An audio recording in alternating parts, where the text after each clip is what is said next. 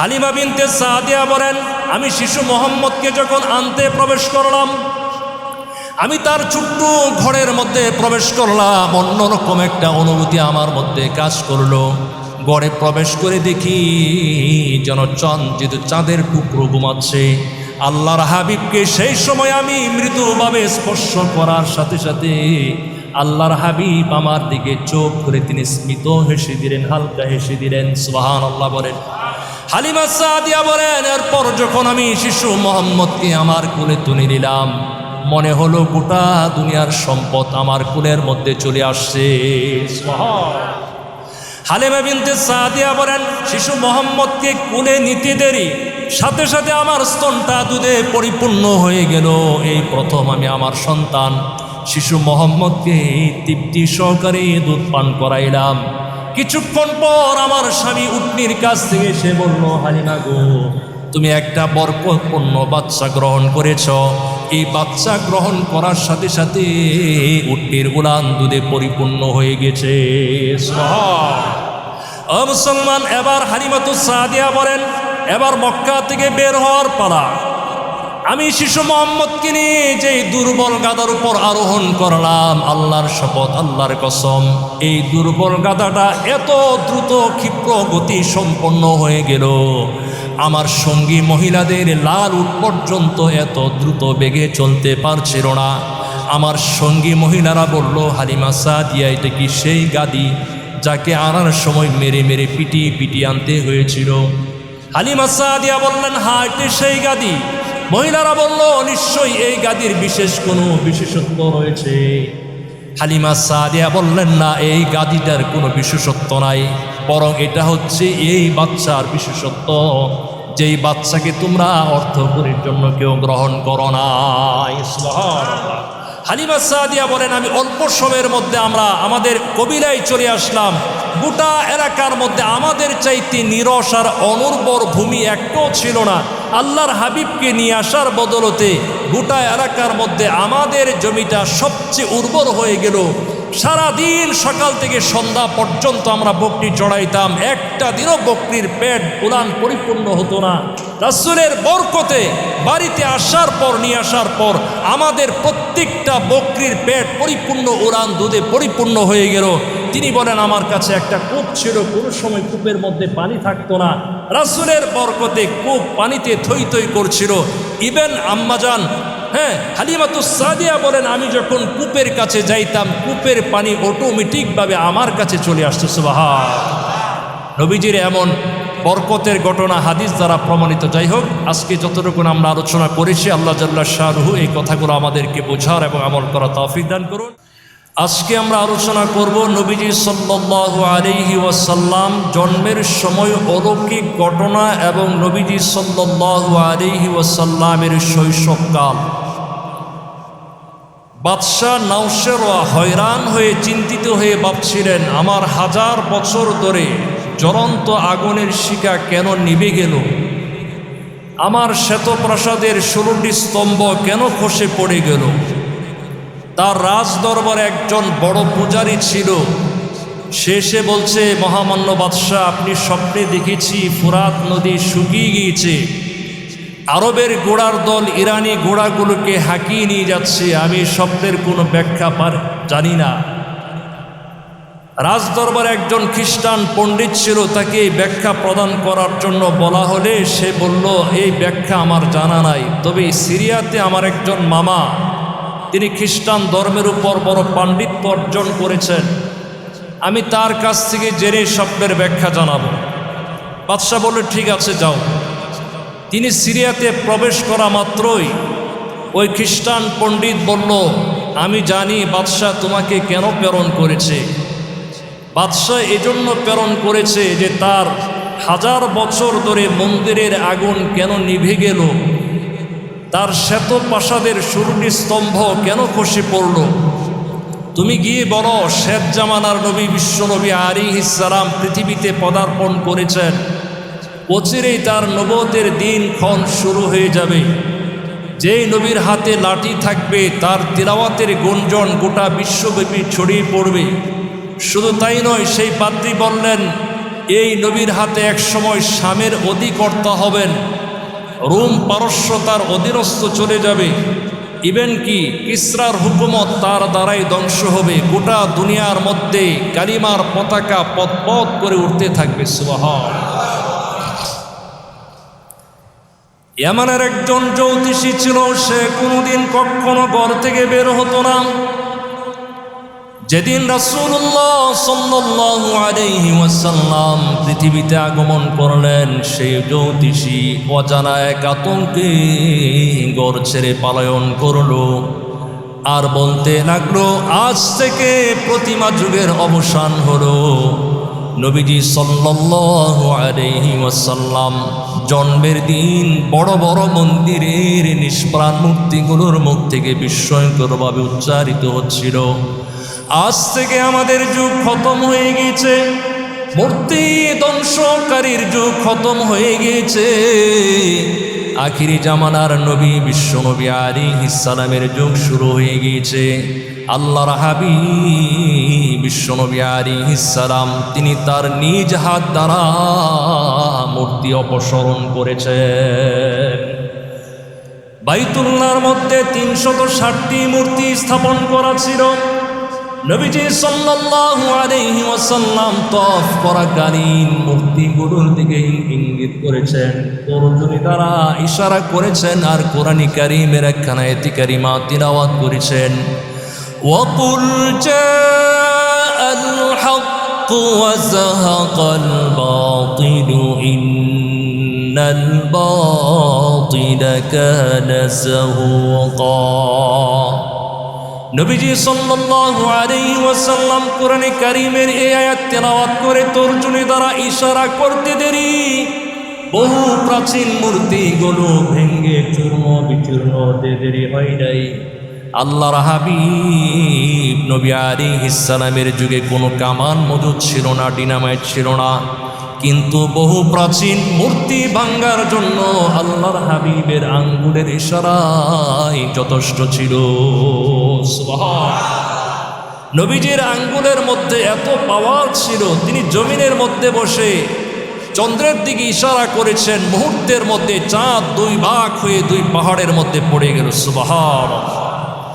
নবীজি সাল্লাল্লাহু আলাইহি ওয়াসাল্লাম এই পৃথিবীতে মূর্তি গড়ার জন্য আসেন নাই, বরং মূর্তি অপসারণ করার জন্য, ধ্বংস করার জন্য পৃথিবীতে আগমন করেছেন। নবীজি সাল্লাল্লাহু আলাইহি ওয়াসাল্লাম বলেছেন, ইন্নাল্লাহ তাআলা বা'সানি রাহমাতাল লিল আলামিন ওয়া হুদাল লিল আলামিন وأمرني بمحك المعازف والمزامير والأوصال والصليب وأمر الجاهلية। নবীজি বলেন, নিশ্চয়ই আল্লাহ পাক আমাকে গোটা মানব জাতির জন্য, বিশ্ববাসীর জন্য রহমত এবং হিদায়াত স্বরূপ প্রেরণ করেছেন। আর আল্লাহ তাআলা আমাকে নির্দেশ প্রদান করেছেন, পৃথিবীর মধ্যে যত গান বাদ্য গানের উপকরণ ধ্বংস সাধন করার জন্য। আবার বুঝেন, আল্লাহর হাবিব বলেন, আল্লাহ পাক আমাকে নির্দেশ করেছেন পৃথিবীর মধ্য থেকে যত গান বাদ্য গানের উপকরণ ধ্বংস করার জন্য আল্লাহ আমাকে পৃথিবীতে প্রেরণ করেছেন। নবীজি বলেছেন, আমি পৃথিবীতে এসেছি, এর অন্যতম একটা গুরুত্বপূর্ণ বিষয় হলো পৃথিবীর জমিন থেকে গান বাদ্য গানের উপকরণ ধ্বংস করার জন্য। এখন আমাদের বর্তমান সমাজের মধ্যে কিছু মডারেট মুসলমান, উদারপন্থী মুসলমান, তারা প্রায় এ ধরনের বক্তব্য থ্রোয়িং করে যে হুজুর গান বাদ্য হারাম হওয়া সংক্রান্ত কোনো আয়াত কি আল্লাহ পাক কোরআনে নাজিল করেছেন? এমন প্রশ্ন করে কি করে না? আরে যারা কোরআন পড়ে না, রিসার্চ করে না, তাদের কাছে শত যুক্তি পেশ করলেও তারা বুঝবে না। আপনি কোরআন খুলে দেখেন, সূরা লুকমানের 6 নম্বর আয়াতে লাহওয়াল হাদিস, আল্লাহ এখানে এই লাহওয়াল হাদিস দ্বারা ম্যাক্সিমাম তাফসির কারকগণ বলেছেন তা হচ্ছে গান বাদ্য, গায়িকা নায়িকা, ড্যান্সার, গান বাদ্য গানের উপকরণ। তাহলে গান বাদ্য হারাম হওয়া সংক্রান্ত বিধান সরাসরি আল্লাহ পাক রব্বুল আলামিন পবিত্র কোরআন মাজিদের সূরা লুকমানের 6 নম্বর আয়াতে স্পষ্ট করে বলে দিয়েছেন। নবীজি সাল্লাল্লাহু আলাইহি ওয়াসাল্লাম বলেছেন, আমি পৃথিবীতে গান বাদ্য গানের উপকরণ ধ্বংস করার জন্য পৃথিবীতে আগমন করেছি। এখন বড় একটা প্রশ্ন হয়, আমাদের সমাজে কিছু দোকানপাট আছে, রাস্তার মোড়ে মোড়ে প্রায় যখন আমরা নামাজের পর বের হই তখন দেখি অনেক দোকানদার তার দোকানে টোটালি মাল সামানা হবে না 20,000 টাকা, কিন্তু টেলিভিশন ডেস্ক আরও কি পর্দা টর্দা সব মিলিয়ে দেখবেন প্রায় 40 থেকে 50,000 টাকার গান বাদ্যর উপকরণ তার দোকানের মধ্যে আছে না নাই বলেন তো? আমাদের সমাজের মধ্যে এমন অসংখ্য দোকানদার আছে যারা নামাজ এক ওয়াক্ত পড়ে না কিন্তু গান বাদ্য ঠিকই করে। আপনাদেরকে সাবধান করে দিচ্ছি, এই মহল্লার মধ্যে নামাজের আজান হওয়ার পর কোনো গান বাদ্য চলবে না, ঠিক কিনা বলুন? যদি গান বাদ্য করেন তাহলে কিন্তু আমরা হটলাইনে যেতে বাধ্য হব, ঠিক কিনা বলুন? আপনি নিজেকে মুসলমান বলে পরিচয় দিবেন, এরপর গান বাদ্য করবেন, আলেমদেরকে দেখলে হুজুরদেরকে দেখলে আপনার চুলকানি হবে, এরপরে সাউন্ড আরও বাড়িয়ে দিবেন, এটা কখনো বরদাস্ত করা হবে না, ঠিক কিনা বলুন? সম্মানিত হাজরিন, এর মাঝে আপনাদেরকে একটা ব্যাড নিউজ শোনাচ্ছি।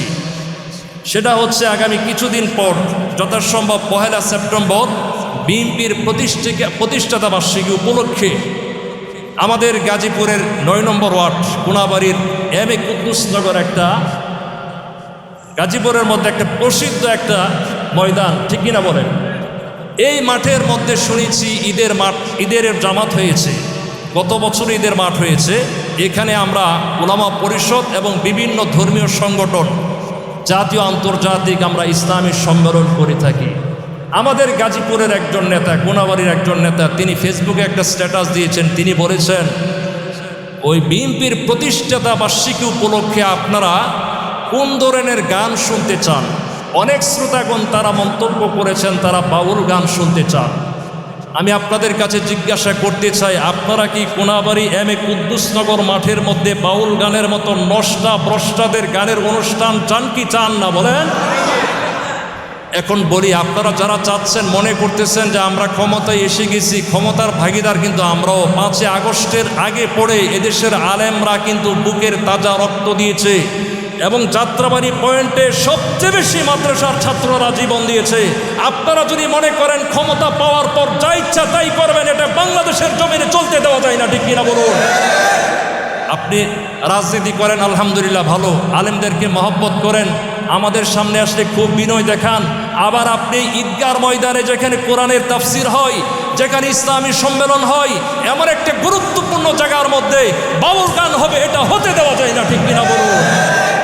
সম্মানিত হাজিরিন, এজন্য আমাদের বাইমাল যত মুসল্লিয়ান আছেন, নামাজ পড়েন না পড়েন সেটা আপনার ব্যাপার, কিন্তু উচ্চ কণ্ঠে শব্দ দূষণ করে গান বাদ্য করবেন এটা কিন্তু মেনে নেওয়া হবে না, ঠিক কিনা বলুন? সম্মানিত হাজিরিন, নবী বলেছেন, আমি পৃথিবীতে গান বাদ্য গানের উপকরণ ধ্বংস করার জন্য আগমন করেছি। নবীজি বলেছেন, আমি পৃথিবীতে আগমন করেছি মূর্তি এবং ভাস্কর্য, খ্রিস্টানদের ক্রুশ, জাহিলিয়তের কুপ্রথাগুলো বিলুপ্ত করার জন্য, ধ্বংস সাধন করার জন্য পৃথিবীতে আগমন করেছি। নবীজি সাল্লাল্লাহু আলাইহি ওয়াসাল্লাম তিনি সারা জীবন মূর্তির বিরুদ্ধে লড়াই করেছেন। আমরা যে মুসলিম মিল্লাতের পিতা ইব্রাহিম আলাইহিস সালামের সন্তান, সেই ইব্রাহিম আলাইহিস সালাম তিনি তার গোটা জীবন মূর্তির বিরুদ্ধে সংগ্রাম করেছেন। এমনকি মূর্তি বাঞ্চুরের কারণে নমরুদ এবং তার সঙ্গপাঙ্গরা তাকে আগুনের মধ্যে নিক্ষেপ করেছিল। ইতিহাস তো আমাদের জানা আছে, ঠিক কিনা বলেন? ও মুসলমান, আমি যেই নবীর উম্মত, যেই মুসলিম মিল্লাতের সন্তান যদি আমি আপনি দাবি করি, তাহলে আমার আপনার ঘরে বাহিরে অন্তরে অফিসে আদালতে রাষ্ট্রের মধ্যে মূর্তির নামে ভাস্কর্য স্থাপন করতে দেওয়া যায় না, ঠিক কিনা বলুন? আমাদের কি প্রায় অনেক মুসল্লি ঘরের মধ্যে দাওয়াতে নিয়ে যান, দাওয়াতে দোয়ার অনুষ্ঠান করেন। যখন আমরা ঘরের মধ্যে প্রবেশ করি তখন দেখি ড্রয়িং রুমের মধ্যে বিভিন্ন নেতার ছবি, বাবার ছবি, পীরের ছবি, ইভেন কি সুকেশ আর আলমিরার মধ্যে কুকুরের ছবি, বিড়ালের ছবি, হাতির ছবি, ঘোড়ার ছবি আছে না নাই বলেন তো? আর এগুলোকে আমরা বর্তমান এক শ্রেণীর মুসলমান উন্নতি আর সভ্যতার মাপকাঠি নির্ধারণ করে ফেলেছি। নাউযুবিল্লাহ। আল্লাহর হাবিব হাদিসের মধ্যে বলেছেন, যেই ঘরের মধ্যে, যেই রাষ্ট্রের মধ্যে, যেই অফিসে দোকানের মধ্যে কোনো মূর্তি, কুকুর এবং জানদার প্রাণীর ছবি থাকে, সেই ঘরের মধ্যে রহমতের ফেরেশতারা আগমন করে না। মনে রাখবেন, এখন বর্তমান ওই বিগত সরকারের আমলে বঙ্গবন্ধু শেখ মুজিবুর রহমানের ভাস্কর্য দুলাইপাড়ে নির্মাণ করতে চেয়েছিল, তৎকালীন সময়ে আপনাদের প্রতিবাদের মুখে সরকার এ ধরনের কর্মকাণ্ড থেকে তারা স্থগিত এবং এটা মুলতবি করেছে। বড় আফসোসের বিষয়, ওই জুলাই পরবর্তী যে আন্দোলন হলো 36শে জুলাইয়ের আন্দোলনের জুলাই স্মৃতি জাদুঘর নামে একটা জাদুঘর উদ্বোধন করা হয়েছে।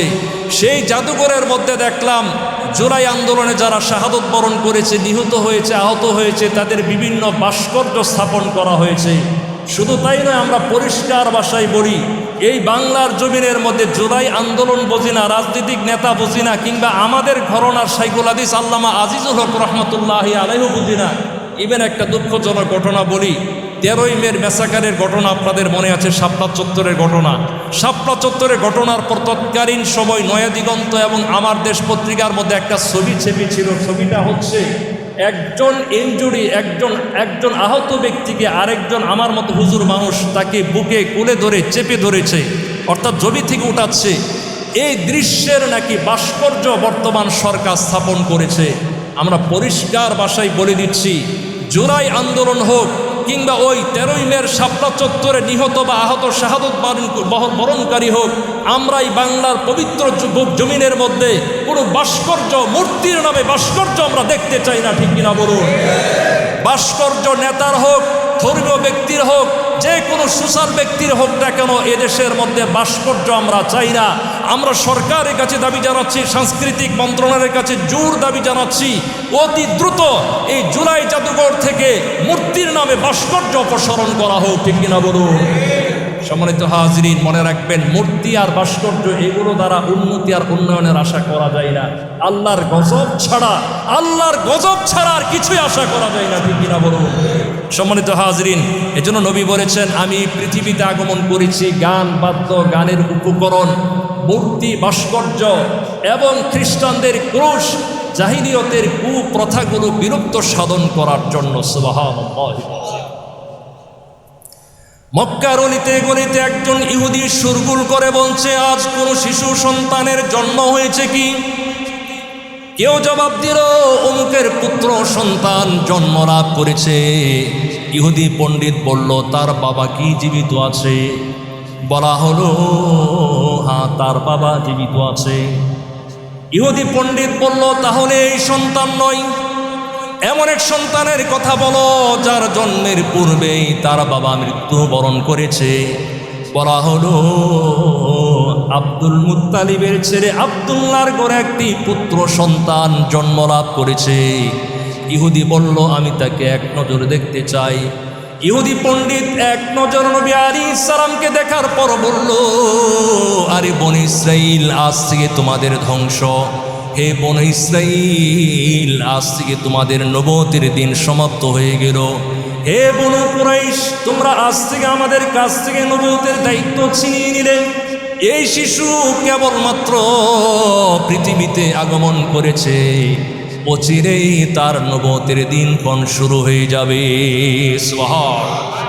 আমাদের সমাজে কত শিশু জন্ম লাভ করে, কোনো সাড়া শব্দ পাওয়া যায় না, অথচ নবী আলাইহিস সালাম জন্মের সময় গোটা মক্কার গলিতে গলিতে সুঘ্রাণ ছড়িয়ে পড়ল। গোটা মক্কার অভাব অনটন দুর্ভিক্ষ মুহূর্তের মধ্যে দূর হয়ে গেল। সুবহানাল্লাহ। নবীজি সাল্লাল্লাহু আলাইহি ওয়াসাল্লাম বলেন, মিন কারামাতি আলা রাব্বি আযজা ওয়া জাল, আমার পালনকর্তার অসংখ্য অগণিত দয়া অনুকম্পার মধ্যে অন্যতম একটা অনুকম্পা দয়া হচ্ছে, ইন্নী উলিদতু মাখতুনা, আমি পৃথিবীতে খতনাকৃত অবস্থায় জন্মলাভ করেছি। দুনিয়ার কোনো নারী পুরুষ আমার লজ্জাস্থান দেখতে পাই নাই। সুবহানাল্লাহ। আম্মা জান আয়েশা রাদিয়াল্লাহু আনহা দীর্ঘ দাম্পত্য জীবন করেছেন। দাম্পত্য লাইফে আম্মা জান আয়েশা বিশ্বনবীর অনেক বিষয় তিনি প্রকাশ করেছেন। আম্মা জান আয়েশা বলেন, আমি নবী আলাইহিস সালামের সতরের দিকে কোনোদিন তাকাইনি, আল্লাহর নবীও কোনোদিন আমার লজ্জাস্থানের দিকে তাকান নাই। সুবহানাল্লাহ। হযরত ইবনে আব্বাস রাদিয়াল্লাহু আনহুমা থেকে বর্ণিত, তিনি বলেছেন, নবী আলাইহিস সালাম খতনাকৃত অবস্থায়, নারী কর্তৃত অবস্থায় পৃথিবীতে জন্ম লাভ করেছেন। এই অবস্থা আব্দুল মুত্তালিব দেখার পর বললেন, নিশ্চয়ই আমারই নাতি বিশিষ্ট সম্মান এবং মর্যাদার অধিকারী হইবে। সুবহানাল্লাহ। ইসহাক ইবনে আব্দুল্লাহ মা আমেনার বক্তব্য নকল করে বলেন, নবীজি সাল্লাল্লাহু আলাইহি ওয়াসাল্লাম জন্মের সময় নেহায়াত পরিষ্কার পরিচ্ছন্ন পরিশুদ্ধ পবিত্র অবস্থায় জন্মলাভ করেছেন। নবী আলাইহিস সালামের গোটা শরীরের মধ্যে এক বিন্দু রক্তের দাগ পর্যন্ত লাগে না। নবীজি সাল্লাল্লাহু আলাইহি ওয়াসাল্লাম জন্মের সময় নবীজির চোখের মধ্যে সুরমা লাগানো ছিল। সুবহানাল্লাহ বলেন। নবীজি সাল্লাল্লাহু আলাইহি ওয়াসাল্লাম জন্মের সময় সুরমা লাগানো ছিল। নবী বলেন, ইন্নামা উলিদতু মুত্তাহারা, আমি পূত পরিশুদ্ধ অবস্থায় জন্মলাভ করেছি। জন্মের পর আমাকে গোসল দেওয়ার প্রয়োজন হয় নাই, নারী কাটার কোনো প্রয়োজন হয় নাই। আল্লাহ পাক আমাকে আসমান থেকে একেবারে কুদরতি সব সম্পন্ন করে তারপর দুনিয়াতে আমাকে প্রেরণ করেছেন। সুবহানাল্লাহ। নবীজি সাল্লাল্লাহু আলাইহি ওয়াসাল্লাম যখন ভূমিষ্ঠ হলেন তখন মা আমেনা দাদা আব্দুল মুত্তালিবের কাছে নাতি জন্মের শুভ সংবাদ প্রদান করলেন। নবীজির দাদা আব্দুল মুত্তালিব এত বেশি খুশি হয়েছিলেন, তার 10টি সন্তান জন্ম লাভ করার দ্বারা যতটুকু না তিনি আনন্দিত হয়েছিলেন, আল্লাহর নবী আলাইহিস সালাম তিনি পৃথিবীতে আগমন করার দ্বারা এর চাইতে 100 কোটি গুণ বেশি তিনি আনন্দ প্রকাশ করেছিলেন। সুবহানাল্লাহ। নবীজি জন্ম লাভ করার পর আব্দুল মুত্তালিব এই নবজাত শিশুকে নিয়ে বাইতুল্লাহ প্রবেশ করে আল্লাহর দরবারে শুকরিয়া আদায় করেছেন। নবীজি সাল্লাল্লাহু আলাইহি ওয়াসাল্লাম জন্মের 7ম দিন দাদা আব্দুল মুত্তালিব নবীজির নামে আকিকা সম্পন্ন করেন। আমরা অনেকেই সন্তান জন্ম লাভ করার পর আমরা পরে কুরবানির ঈদ পর্যন্ত অপেক্ষা করি। নিয়ম হচ্ছে, মুস্তাহাব নিয়ম হচ্ছে সন্তান জন্মের 7ম দিন আকিকা করা। যদি 7ম দিন না পারেন তাহলে 14তম দিন, না পারলে 21তম দিন, না পারলে 28তম দিন, না পারলে যে কোনো সময় আকিকা করে নিতে পারেন। নবী আলাইহিস সালাম জন্মের 7ম দিন দাদা আব্দুল মুত্তালিব তিনি আকিকা সম্পন্ন করেন। এই আকিকার অনুষ্ঠানে নবী আলাইহিস সালামের আকিকা অনুষ্ঠানে দাদা আব্দুল মুত্তালিব মক্কার সকল নেতৃবৃন্দকে দাওয়াত প্রদান করলেন। এবার আকিকার অনুষ্ঠান সম্পন্ন হওয়ার পর নবীজি সাল্লাল্লাহু আলাইহি ওয়াসাল্লামের নামকরণ করার পালা। দাদা আব্দুল মুত্তালিব তিনি তার নাতির নাম রেখেছেন মুহাম্মদ করে। এই নাম শোনার পর মক্কার কুরাইশ নেতৃবৃন্দ বলল, হে আবুল হারিস, আপনি এই সন্তানের নাম কেন মুহাম্মদ রেখেছেন? আপনার পিতৃপুরুষ বাপ দাদা এবং মক্কার মধ্যে অতীতে কেউ কোনোদিন এমন নাম তো কখনো রাখে নাই, আপনি কেন এই সন্তানের নাম মুহাম্মদ করে রেখেছেন? আব্দুল মুত্তালিব বললেন, আমি এই সন্তানের নাম মুহাম্মদ করে এজন্য রেখেছি যেন ঊর্ধ্ব আকাশে আল্লাহ আর এই বিশ্ব চরাচরে বিশ্ব ব্রহ্মাণ্ডে গোটা দুনিয়ার মানুষ যেন তার প্রশংসা গুণ বয়ান করে। বাস্তবেই নবী আলাইহিস সালাম আল্লাহর পরে এই পৃথিবীতে সবচেয়ে বেশি আলোচিত একজন পার্সন, যিনি সবচেয়ে বেশি আলোচনার কেন্দ্রবিন্দু। এই পৃথিবীতে আল্লাহর নামের সাথে সাথে আমরা দমে দমে নবীজির নামটাও পর্যন্ত বলি, ঠিক কিনা বলেন? নবীজি সাল্লাল্লাহু আলাইহি ওয়াসাল্লামের একটা নাম হলো মুহাম্মদ। মুহাম্মদ শব্দের অর্থ হলো সর্বাধিক প্রশংসিত ব্যক্তি। এই বর্তমান পৃথিবীর মধ্যে আমাদের নবীর নাম হলো মুহাম্মদ, আর উর্দু জগতে নবীর নাম হলো আহমদ। আহমদ শব্দের অর্থ হলো সর্বাধিক প্রশংসা জ্ঞাপনকারী ব্যক্তি। মুহাম্মদ আর আহমদ শব্দের মূল ধাতু, মূল মাত্রা হলো হামদুন। হামদুন মানে হলো প্রশংসা করা। বাস্তবেই আমাদের নবী আলাইহিস সালাম এই পৃথিবীতে আল্লাহর জমিনে সবচেয়ে বেশি প্রশংসা করেছেন।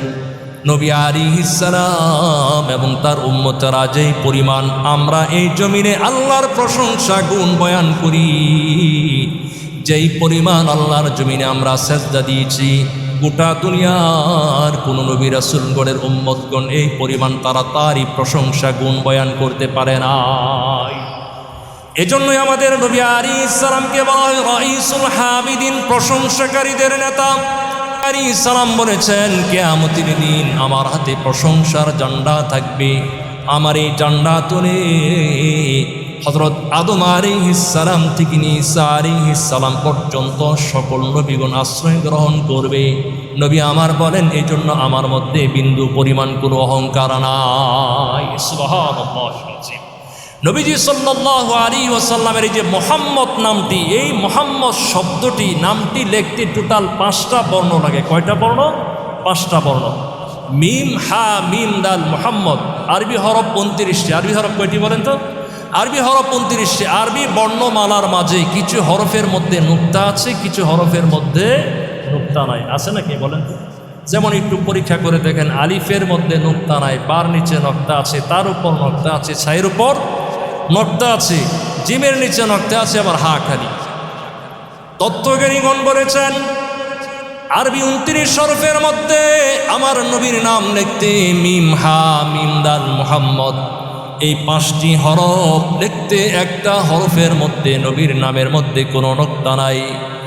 আল্লাহ পাক গোটা দুনিয়ার মানুষকে জানিয়ে দিলেন, ও গোটা দুনিয়ার মানুষ শুনে রাখো, আমার নবীর নাম লিখতে যেমন কোনো নুক্তা লাগে না, ঠিক আমার নবীর গোটা লাইফের মধ্যে কোনো নুক্তা নাই, কোনো স্পট নাই, চরিত্রের মধ্যে কোনো কলঙ্ক নাই। আমরা বর্তমান পৃথিবীর মানুষ আমাদের ক্যারেক্টার সার্টিফিকেট গ্রহণ করি চেয়ারম্যানের কাছ থেকে, মেয়রের কাছ থেকে, ওয়ার্ড কাউন্সিলের কাছ থেকে, ঠিক কিনা বলেন? যিনি আমার আপনার চারিত্রিক সনদ দিচ্ছেন তার তো নিজের চরিত্রই কোনো খবর নাই, ঠিক কিনা বলেন? যিনি আমাকে চারিত্রিক সনদ দিচ্ছেন তিনি সারা রাত ব্যাপী বিভিন্ন হোটেলের মধ্যে এইটা বড় বড় বোতল টানে, লাল পানি খায়। আছে না নাই বলেন? সকালবেলা 10টার পর ঘুম থেকে উঠে চোখটা এরকম লাল, শিয়ালের মতো লাল হয়ে থাকে। এরপরে যখন আমরা সনদ আনতে যাই তিনি লিখে দেন আমার জানা মতে তার চরিত্র ভালো। যিনি সনদ দিচ্ছেন, চারিত্রিক ক্যারেক্টার সার্টিফিকেট দিচ্ছেন, তার নিজের চরিত্রই খবর নাই। আছে না নাই বলেন? নাউজুবিল্লাহি মিন যালিক। ও মুসলমান, আল্লাহ পাক তিনি তার হাবিবের চারিত্রিক সনদ প্রত্যয়নপ্রত্য দুনিয়ার কোন রাজনৈতিক নেতা ব্যক্তিদের স্কন্ধে ন্যস্ত করেন নাই। স্বয়ং আল্লাহ পাক রব্বুল আলামিন তিনি আরশে আজিম থেকে আমার নবীর চরিত্রে সনদ প্রদান করেছেন।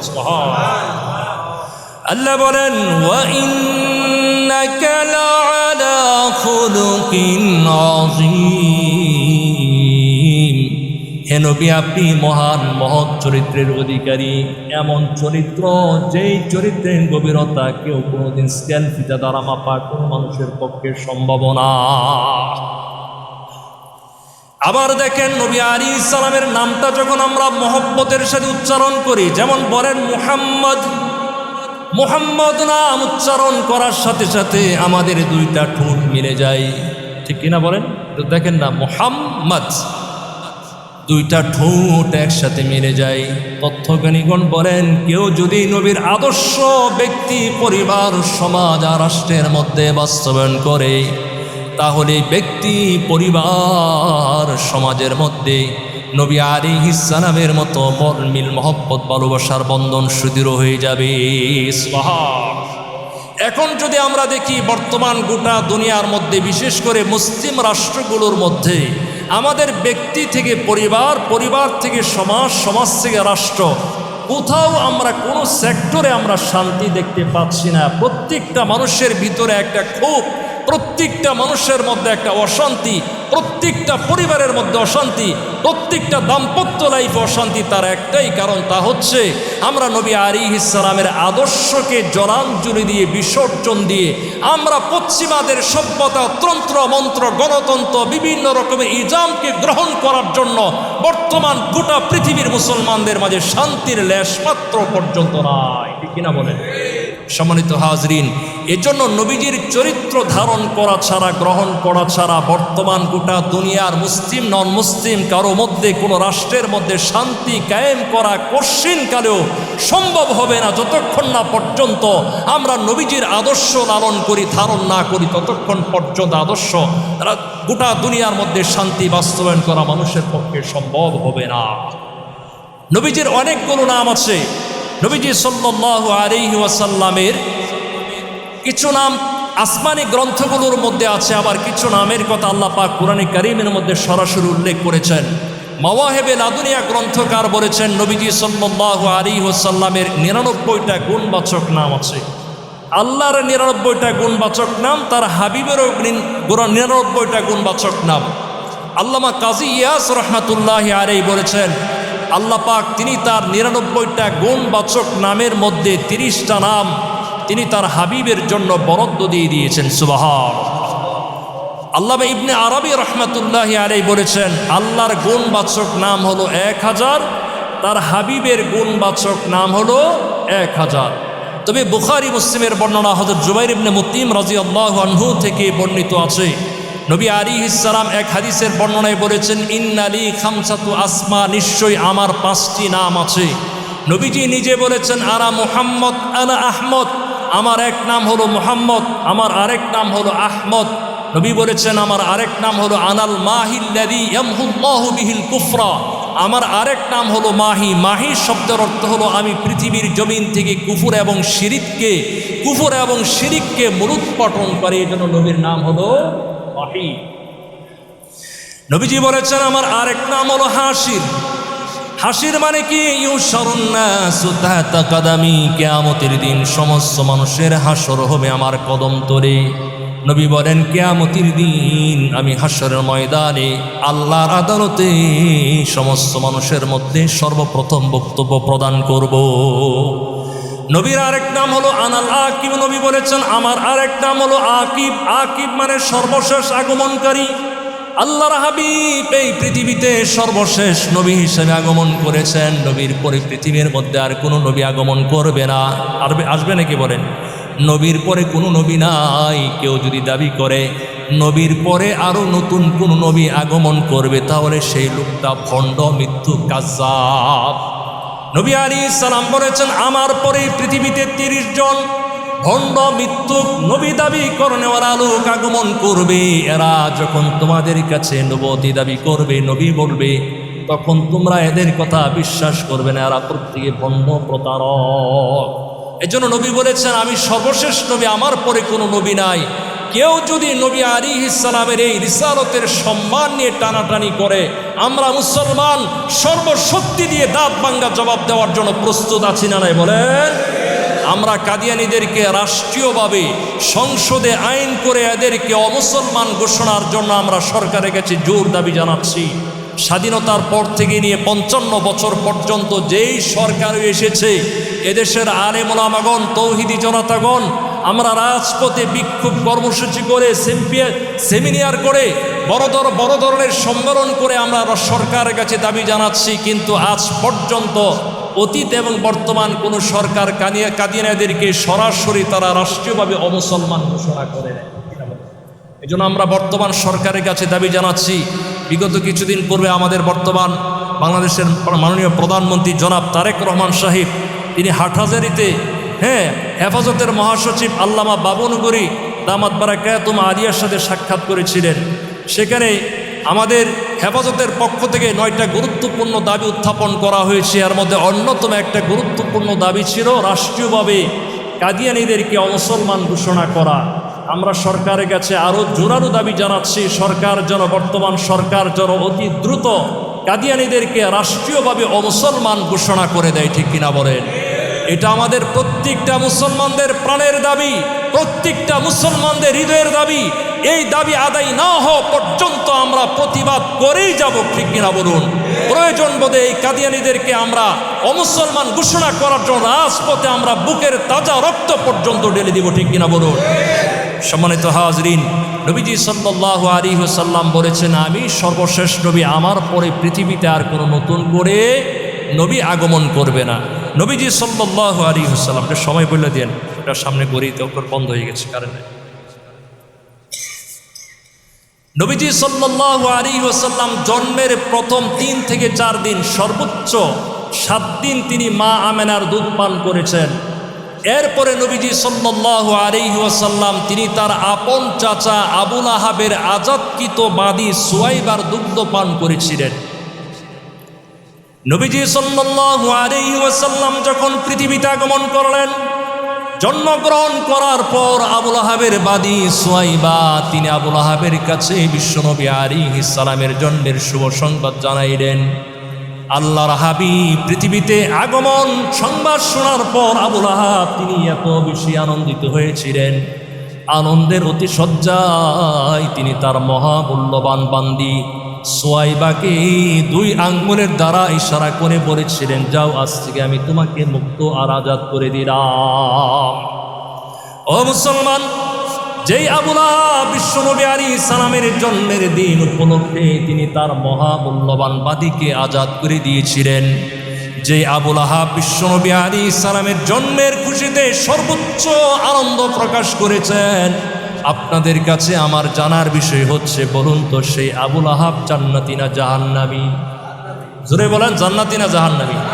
আবুল আহাব এমন জাহান্নামী যার শেষ পরিণাম সম্পর্কে আমার আল্লাহ রাব্বুল আলামিন পবিত্র কোরআন মাজিদে একটা স্বতন্ত্র সূরা নাজিল করেছেন। এটা আমার বিষয় নিয়ে আমি আলোচনা করব না।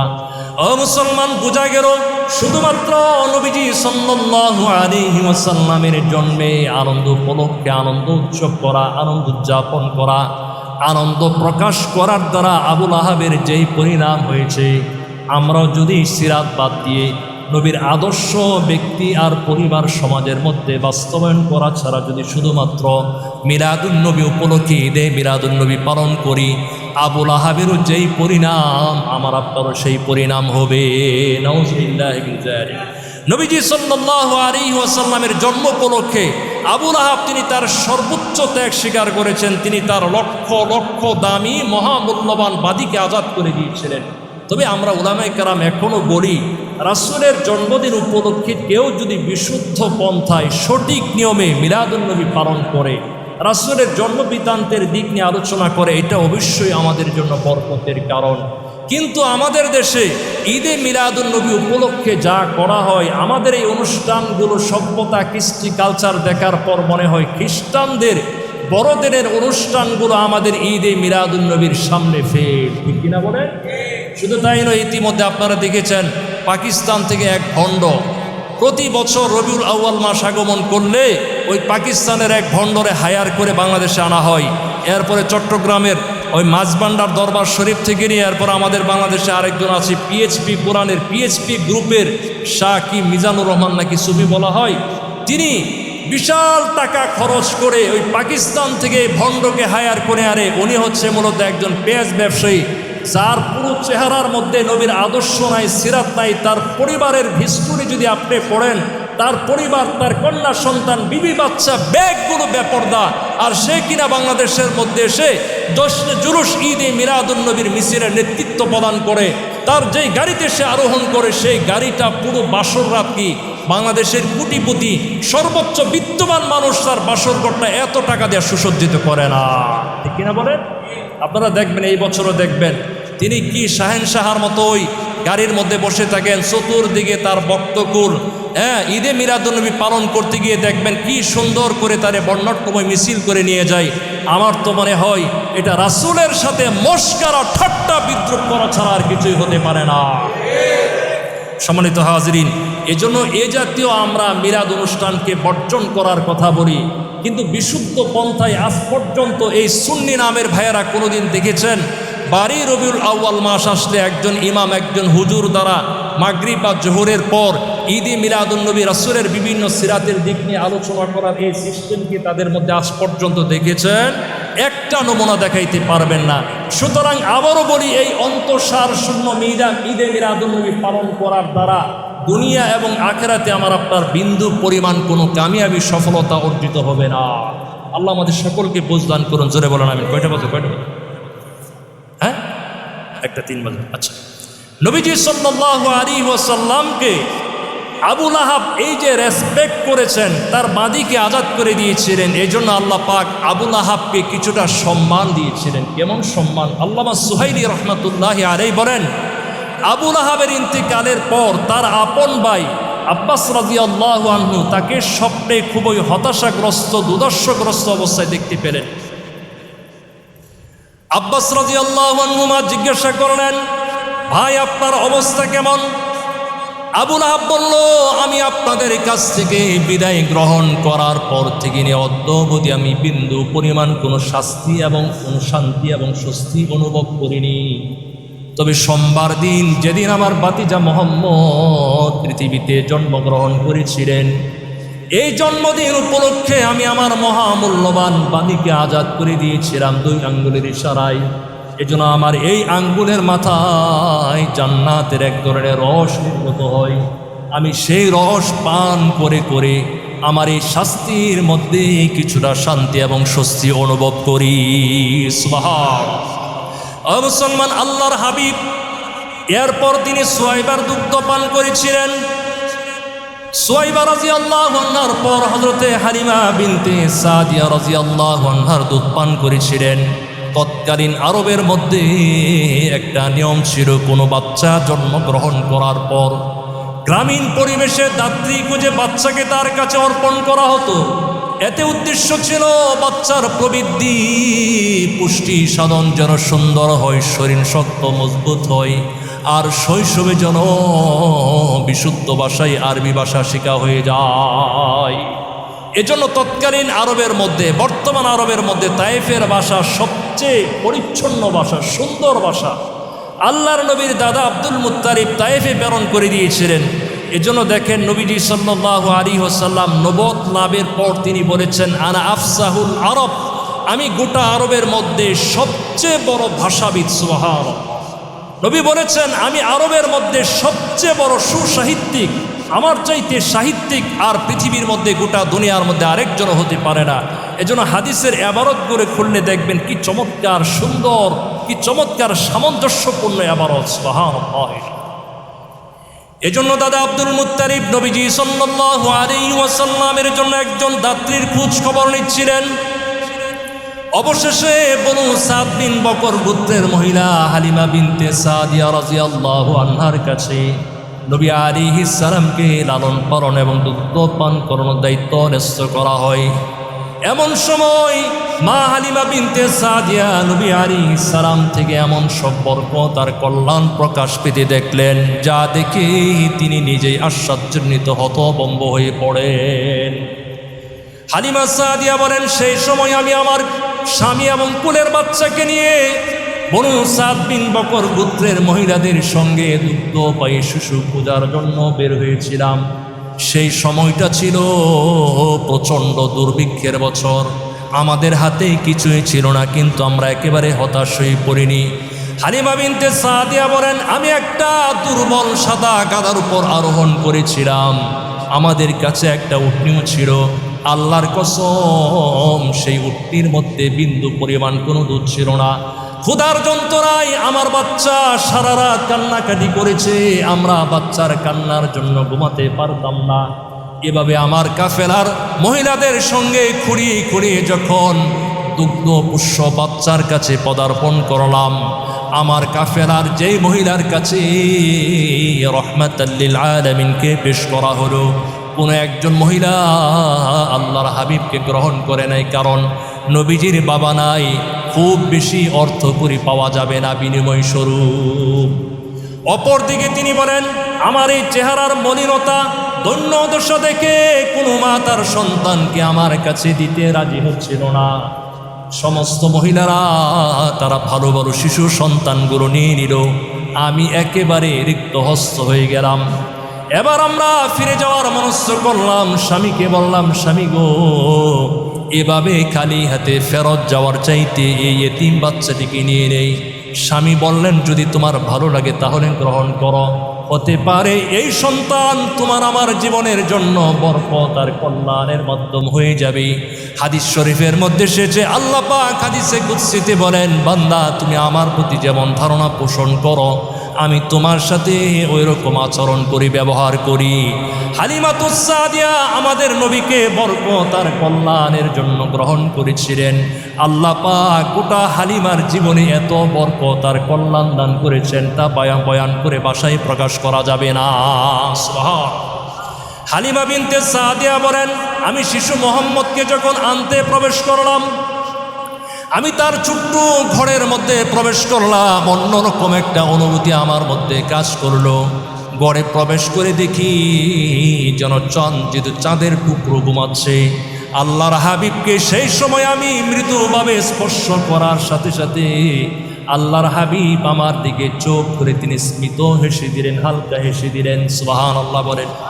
হালিমা সাদিয়া বলেন, এরপর যখন আমি শিশু মোহাম্মদকে আমার কোলে তুলে নিলাম, মনে হলো গোটা দুনিয়ার সম্পদ আমার কোলের মধ্যে চলে আসছে।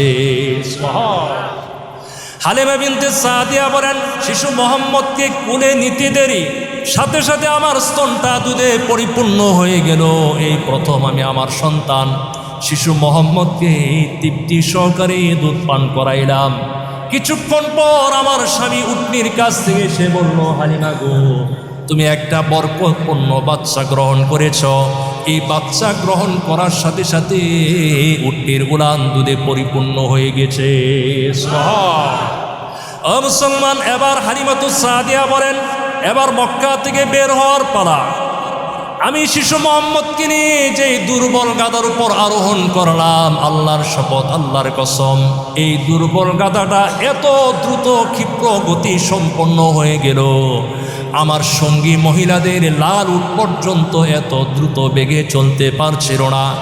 আমার সঙ্গী মহিলারা বলল, হালিমা সাদিয়া, এটা কি সেই গাদি যাকে আনার সময় মেরে মেরে পিটিয়ে আনতে হয়েছিল?